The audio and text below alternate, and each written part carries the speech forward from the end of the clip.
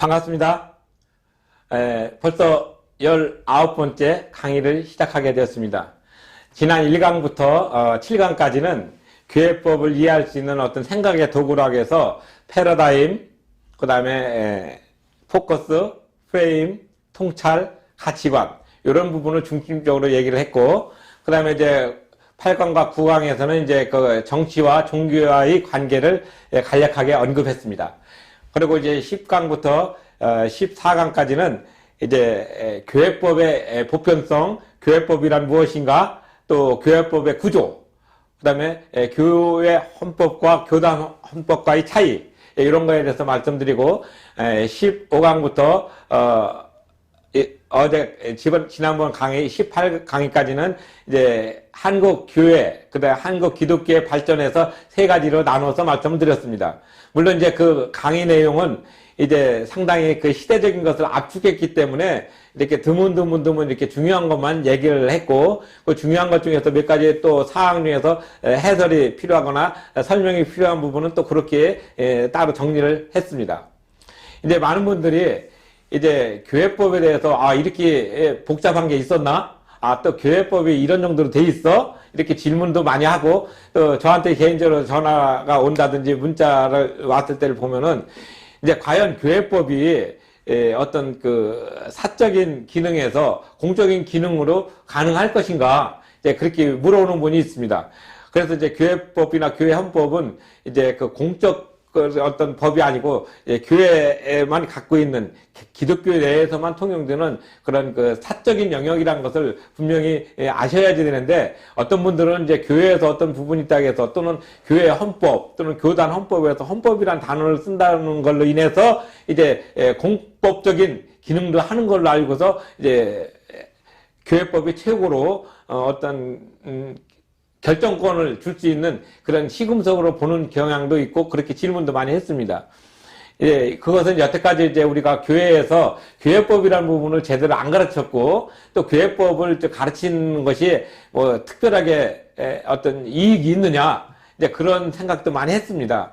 그러다 보니까 그런 것들이 이제 많이 소홀히 됐지만은, 이제 사회가 여러 가지로 이제 분화가 되고 복잡해지고, 또 다 학문적인 어떤 부분 안으로 이제 발전이 되고, 또 우리 사회 구성원들도 이제 외국인들도 많이 오고, 또 다양한 계층의 사람들이 이제 서로 어떤 이권이라든지 어떤 그 권리 관계를 이렇게 다투다 보니까, 거기에 따라서도 이제 교회에서도 어느 일정한 부분을 이제 방어해야 될 필요가 있지 않았겠습니까? 이제 그래서 그런 부분들을 우리가 생각을 할 수가 있어요.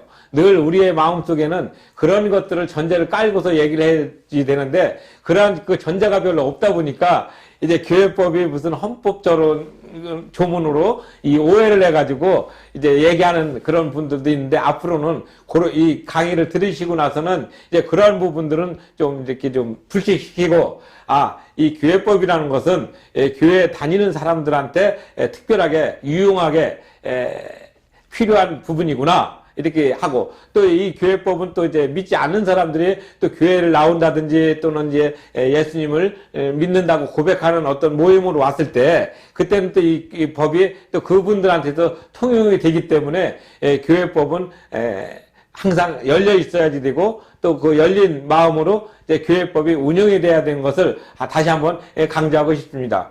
그래서 이제 이번 강의부터 이제 앞으로 30문제 강의까지는 교단헌법, 그 다음에 또 노예 규칙, 그 다음에 정관에 대해서 심도 있게 여러분에게 말씀을 드리고, 그 다음에 31번째부터 이제 마지막까지는 이제 교회에서 가장 많이 일어나는 것이 이제 재산권 다툼입니다. 교회 분쟁, 또는 교회 분립, 또는 교회 분리, 이렇게 표현을 하지만은, 어쨌든 교회가 이제 어떤 그 다툼이 있었을 때 가장 쟁점이 되는 것이 무엇인가, 이제 그런 부분들을 이제 심도 있게 하나의 사례를 가지고서 말씀을 드리려고 계획하고 있습니다. 그래서 오늘은 이제 뭘 말씀을 드리냐면은, 교단헌법이 무엇이냐, 또는 교회헌법이 무엇이냐 해서 교회헌법의 그 어떤 개략적인 이해, 그 다음에 교회헌법이 나오게 된 어떤 그 이유, 그 다음에 또 과연 교회헌법이 필요한가 하는 이런 부분을 간단하게 언급하기로 하겠습니다. 이제 이 책 보면은 이 책에서 이제 그 152쪽에 보면은 이제 교회 헌법 해가지고 이제 나와 있습니다. 그래서 교단 헌법 또는 교회 헌법의 개념과 의의가 이렇게 있죠. 이제 법은 인간의 어떤 사적 영역을 가장 보장해주고 있고 또 또 이제 법이 너무 이제 인간의 그 삶에 이렇게 개입이 되면은 좀 건조해집니다. 그래서 법은 가능하면 단순해야지 돼요. 법 조문은.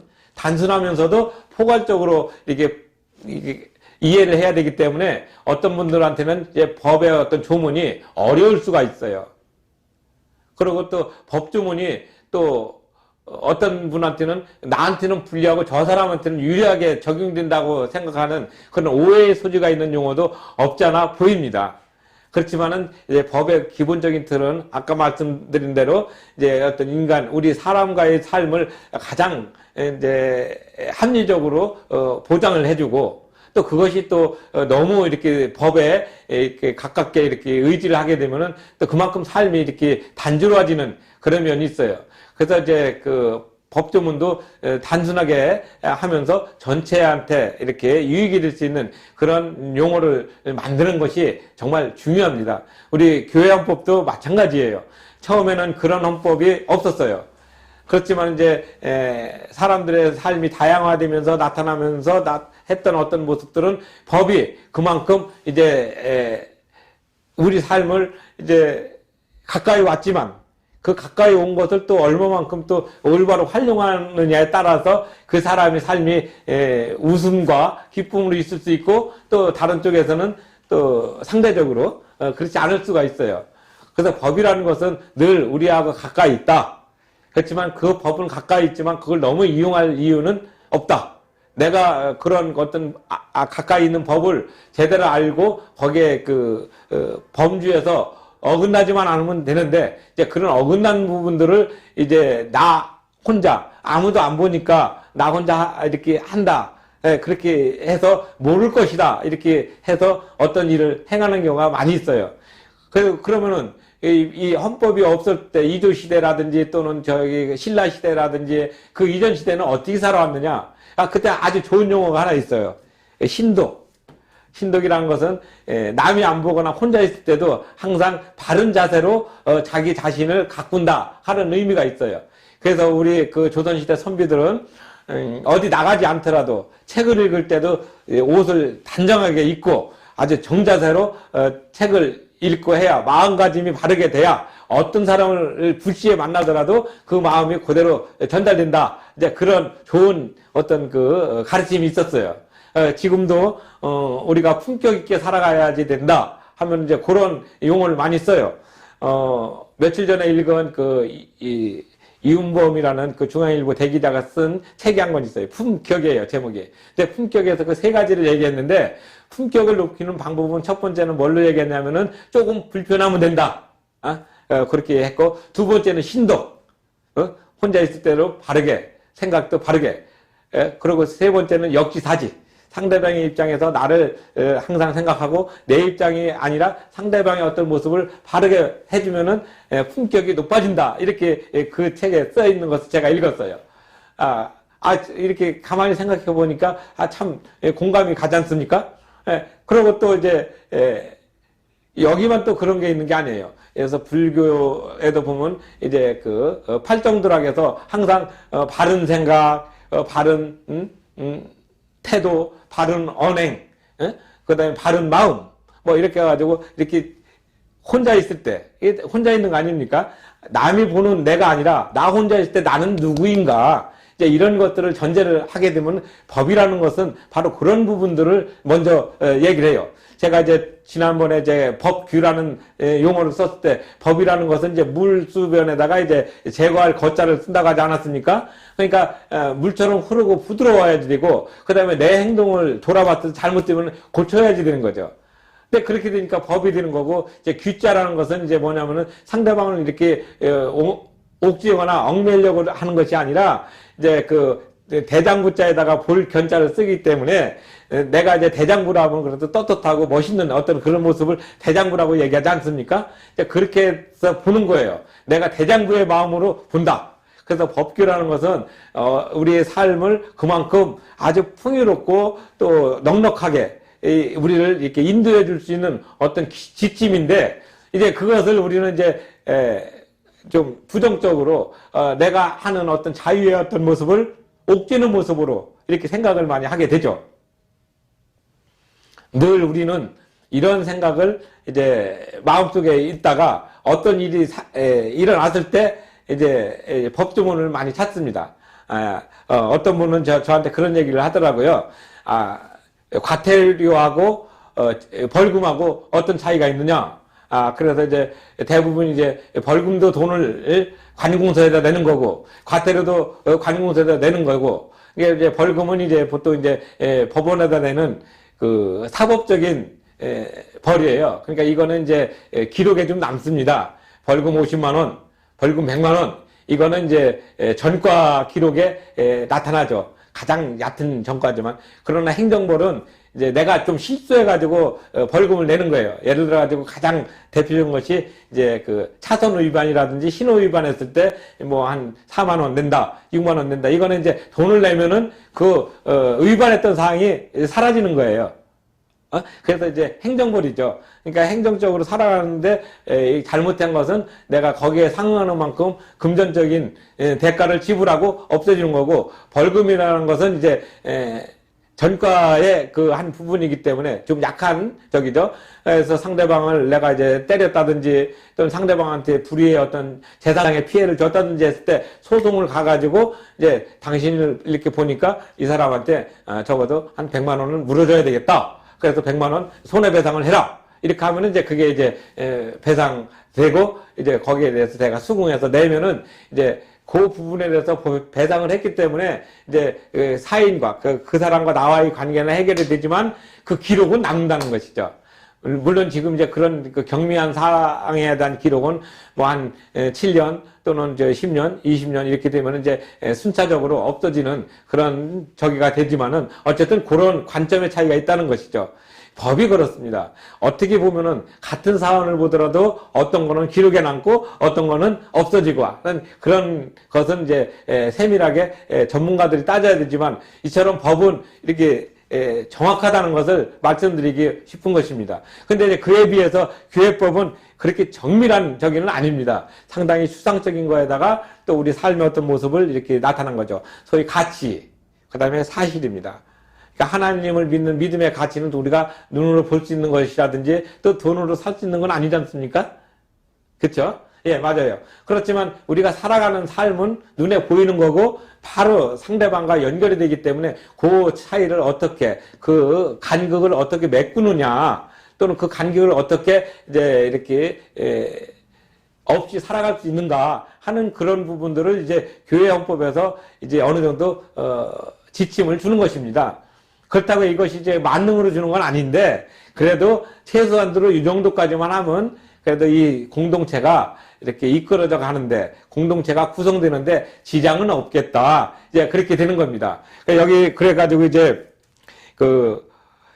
처음에 이제 그 법조문이 이제 1170년에 이렇게 만들어질 때 거의 한 2600개 정도, 이렇게 있던 것을 한 1100개 정도로 이렇게 줄이고, 그걸 또 많이 줄여가지고 이제 나왔다고 말씀을 드렸어요.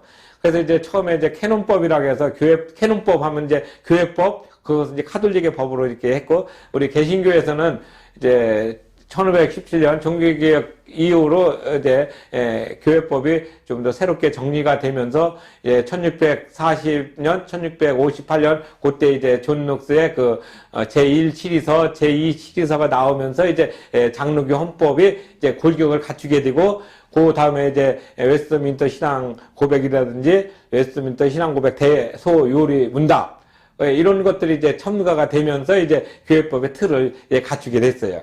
물론 이제 우리 한국 교회는 이제 처음에 올 때 교회법을 가지고 오지 않았다는 걸 말씀드렸어요.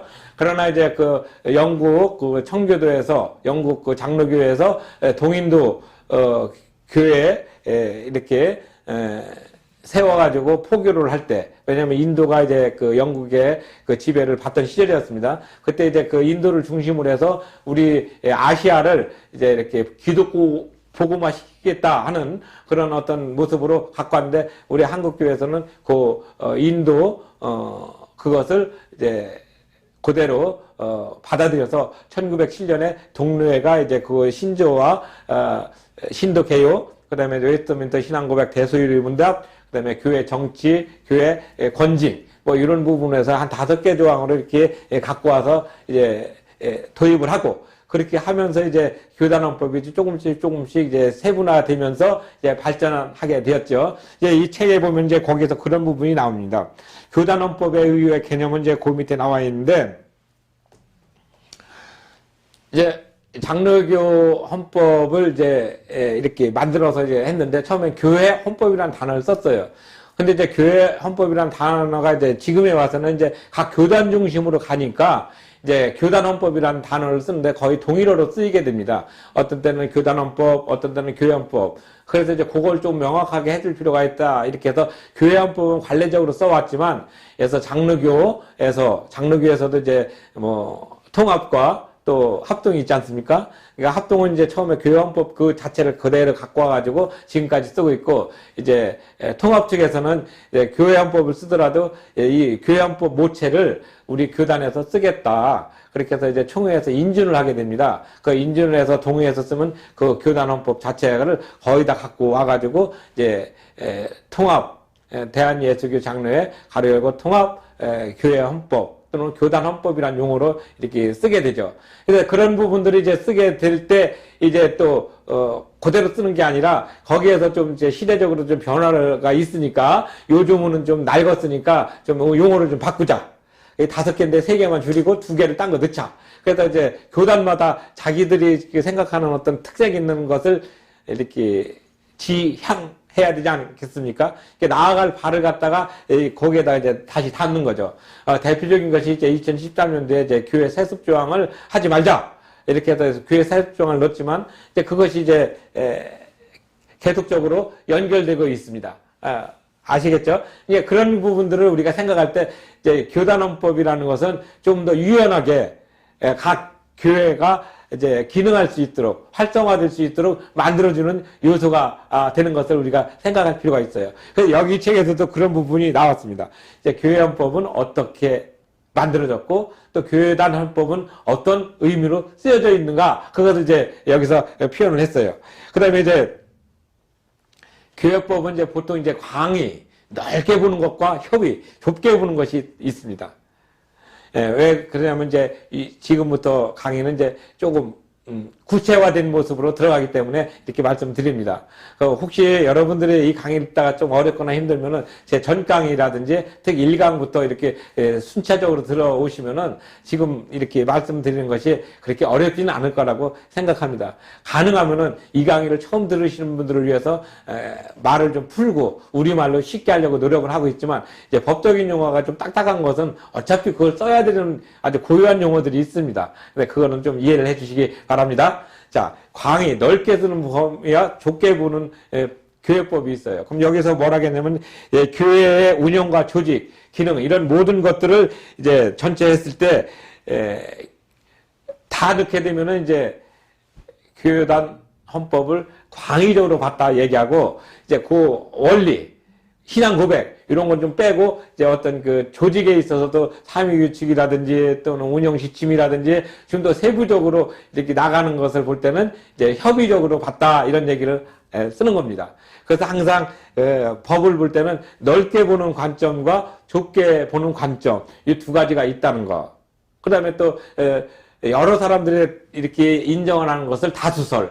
그 다음에 이 다수설이지만 또 소수설도 있지 않습니까? 이 작은 이게 전체적인 어떤 그 대변을 못했더라도 이런 의견도 있다, 이렇게 하는 것을 소수설이라고 표현을 합니다. 그러니까 항상 상대적이라는 것을 말씀드리는 것입니다.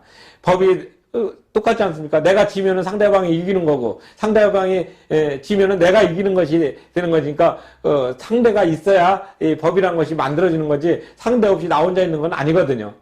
그러니까 우리 조직신학에서 그겁니다. 하나님이 계시고 그다음에 인간이 있고, 그러니까 하나님이 인간을 만들어서 이렇게 살게 만들었는데 우리가 타락해서 하나님의 법에 어긋났어요. 그러니까 이제 단절이 됐죠. 단절이 된 것을 그래도 연결해줘야 되지 않습니까? 그래서 예수님이 오시는 거예요. 그래서 기독론이 들어갑니다. 그래서 조직신학에서는 이제 하나님, 그 다음에 인간, 그 다음에 예수님, 그 기독론, 그 다음에 이제 예수님이 이제 가셨으니까 성령론, 성령이 오셔서 우리를 이렇게 깨닫게 해주시지 않습니까? 자, 이런 원리, 교회법이 이 원리하고 똑같습니다. 근데 이제 이게 이제 우리 그 신학적으로는 이제 조직신학이라고 해서 이제 그 인간은 왜 살아야 되는가? 인간에게 종교는 왜 필요한가? 과연 종교라는 것이 인간을 어떻게 만들 것인가 하는 이런 모든 것들을 이제 총론이라는 부분을 넣죠. 그래서 조직신학은 총론, 그 다음에 하나님, 그 다음에 인간, 그 다음에 예수, 기독론, 성령론, 그 다음에 이제 교회론, 그 다음에 뭐 마귀, 천사 또는 이제 종말론, 그 다음에 또 이제 다시 오시는 재림, 뭐 이런 것들이 이렇게 다 어우러져가지고 하나의 틀을 만들어요. 물론 이런 용어는 성경에는 없어요. 그러나 성경은 이렇게 가지고 이렇게 구성이 됐구나. 그런 것들을 우리가 이렇게 학문적으로 연구해서 배우는 것이죠. 그래서 우리가 신앙이라는 부분으로 볼 때는 학문이 뭐 필요 있느냐 얘기해서 맹신적으로 가면은 좀 위험해요. 그래서 그런 것들을 이제 다듬어 주는 것이 이제 학문적으로 신학적인 어떤 그 틀이 있어야 신앙도 서로 이렇게 주고받는 것이 굳건하게 쓰는 것이죠. 마찬가지입니다. 그래서 우리가 종교적인 것을 논할 때는 항상 넓은 범위가 있고 좁은 범위가 있고, 그 다음에 전체가 따라가는 다수적인 의견이 있고, 또 거기에 또 반발해서 소수적인 의견도 있고, 그러니까 서로 다 존중해줘야 돼요.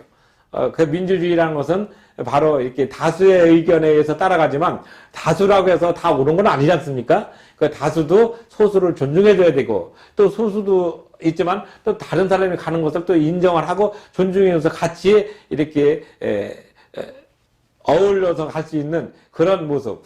요 전강에서 얘기했던 관용, 톨레랑스라는 어떤 용어를 썼는데, 관용의 정신, 그 다음에 조금 아까 말씀드렸던 역지사지의 모습. 이 법이라는 것은 법대로 해서 좋은 것이 아니고 법의 정신을 잘 이해할 수 있고 맥락적으로 응용할 수 있는 것이 더 중요합니다.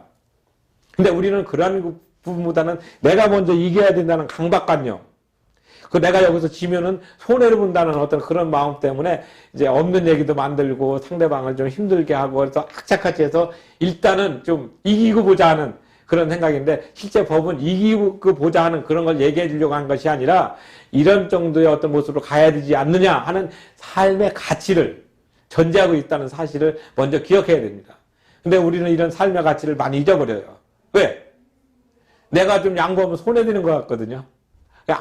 그러니까 그런 것들을 우리가 생각을 해주고 또 그런 그 틀에서 갖는 것이 바로 이제 그 어떤 프레임 또는 패러다임이 되는 거죠.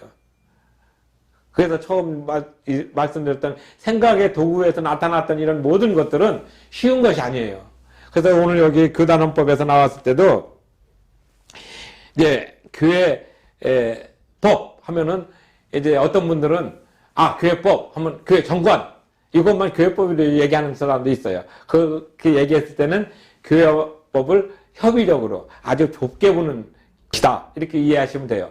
왜냐하면 이제 현대인들은 교회법이 많이 이렇게 이해가 되지만은 이제 국가법, 그 공법에서 인정해 준 것은 교회 정관을 먼저 중요시했어요. 왜냐하면 각 교회는 민주적이고 독립적이고 투명하게 운영할 수 있는 자율권을 보장해 주는 것을 중심으로 한다면은 그 교회가 갖고 있는 어떤 내부적인 규칙, 그걸 교회 정관이라고 얘기합니다. 그 정관이 제일 중요하다. 그래서 정관을 중시했어요. 근데 그 정관은 우리 믿는 교회 입장에서는 그 정관은 그 바로 위에 노예 규칙, 그 다음에 또 그 위에는 교단 헌법, 그러니까 교단 헌법과 노예 규칙과 정관, 이 세 가지가 이렇게 있는데, 이 세 가지는 하위에 있는 교회 정관은 상위법의 어떤 그 정신을 어긋나서는 제정할 수가 없게 되어 있습니다. 그래서 헌법이라는 용어를 쓰는 것이에요. 우리나라 국가 헌법도 그렇지 않습니까? 법률이 상위법이나 헌법을 벗어나서 제정하면 위헌 법률 심사를 받아서 안 된다 이렇게 얘기하지 않습니까? 마찬가지예요. 교회 내에서 정관도 자유롭게 그리고 민주적으로 독립적으로 만들어요. 만들 때 이 교회 헌법 또는 교단 헌법이란 틀에서는 벗어나지 말아라. 이제 그게 중요한 요소입니다. 근데 우리는 늘 보면은 이제 내가 내 마음대로 할 수 있다 하는 그런 개념적인 이해를 먼저 갖다 보니까 정관도 교회가 막 만들어요. 그래서 되지도 않는 정관을 만들어서 소송에 막 휘말리는 경우가 많아요. 그러다 보니까 이제 분쟁이 생기는 것이죠. 그래서 그런 분쟁이 생기는 것을 막기 위해서 이제 교단헌법이 전체적인 틀을 광의적으로 갖고, 그 다음에 그 밑에 이제 노예 규칙은 우리 그 교회를 운영하고 또 교회를 설립하고 또 교회의 어떤 대표자가 되는 사람, 목사와 그 목사님들의 어떤 그 모임으로 우리 교회가 이렇게 되겠다.